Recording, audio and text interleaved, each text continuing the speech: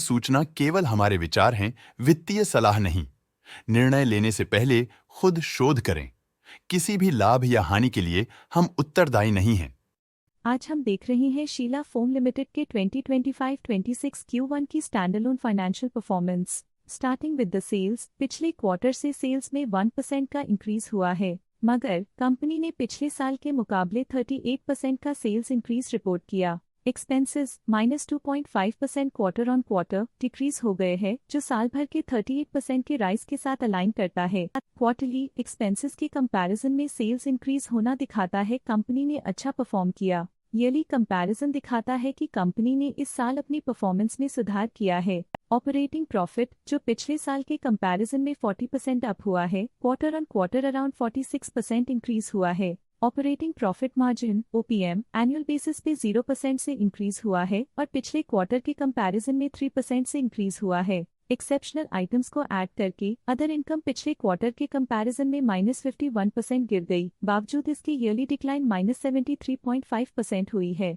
Interest expenses पिछले quarter से -20.5% down हुआ, लेकिन ईयर ओवर ईयर इंक्रीज 4% हुआ है। डिप्रिशिएशन कॉस्ट्स में क्वार्टरली -11% का डिक्लाइन देखने को मिला और ईयरली बेसिस पे 11.5% का इंक्रीज देखा गया। Profit before tax annually -26% decrease हुआ, लेकिन प्रोसीडिंग क्वार्टर से लगभग 1.5 गुना बढ़ा है। इस साल कंपनी ने 26.5% टैक्स पे किया और क्वार्टरली कंपनी ने 25% टैक्स पे किया है। नेट प्रॉफिट ने ईयर ऑन ईयर -25% का डिक्लाइन दिखाया, लेकिन लास्ट क्वार्टर से 98% का इंक्रीज हुआ है। इस क्वार्टर में कंपनी का परफॉर्मेंस काफी अच्छा रहा। वहीं अगर एनुअल एनालिसिस की बात करें तो साल के दौरान कंपनी का परफॉर्मेंस अच्छा नहीं रहा।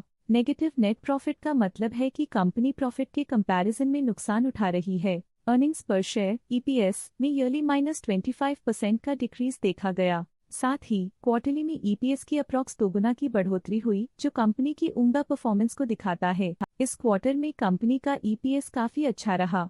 शीला फोम लिमिटेड के फाइनेंशियल स्नैपशॉट को रिव्यू करते हुए कुछ मुख्य ट्रेंड्स सामने आए हैं, जो कंपनी की परफॉर्मेंस पे रोशनी डालते हैं। जून 2022 से जून 2025 तक शीला फोम लिमिटेड की फाइनेंशियल जर्नी में सबसे पहले बात करते हैं सेल्स की। इस साल सेल्स में 45% की वृद्धि हुई है और पिछले 4 सालों में 20% की वृद्धि हुई है, जो एक निरंतर अपवर्ड ट्रेंड को दर्शाता है। लगातार 2 साल की गिरावट के बाद इस साल सेल्स में वृद्धि हुई है, जो मार्केट कंडीशंस में सुधार का संकेत देता है। अब बात करते हैं एक्सपेंसेस की। इस साल एक्सपेंसेस 52% बढ़े हैं और 4 सालों में 27.5% का इजाफा हुआ है। इस साल हालांकि एक्सपेंसेस सेल्स से थोड़ा ज्यादा बढ़े हैं, मगर ग्रोथ रेट्स का करीब होना स्टेडी ऑपरेशनल कॉस्ट को दर्शाता है। चैलेंजेस से गुजरते हुए ऑपरेटिंग प्रॉफिट ने इस साल -18.5% की डाउनटर्न देखी, जो एक ट्रेंड को कंटिन्यू करता है, पिछले 4 सालों में -37% की डिक्लाइन के साथ।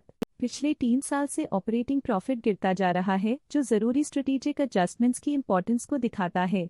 कठिन दौर से गुजरते हुए नेट प्रॉफिट में इस साल -38% की गिरावट आई है, जो पिछले 4 सालों में -52% की गिरावट के साथ चुनौती पेश करता है। पिछले 3 सालों से नेट प्रॉफिट में लगातार कमी फाइनेंशियल तनाव को हाईलाइट करता है, जो इन्वेस्टर्स के ट्रस्ट पर असर डाल सकती है। EPS के लिए रास्ता कठिन रहा है। इस साल EPS -47% डिक्रीज हुआ और पिछले 4 सालों में कुल मिलाकर -81% की गिरावट हुई है। पिछले 3 सालों से EPS में लगातार गिरावट कंपनी की लॉन्ग टर्म प्रॉफिटेबिलिटी के लिए चिंता का विषय है।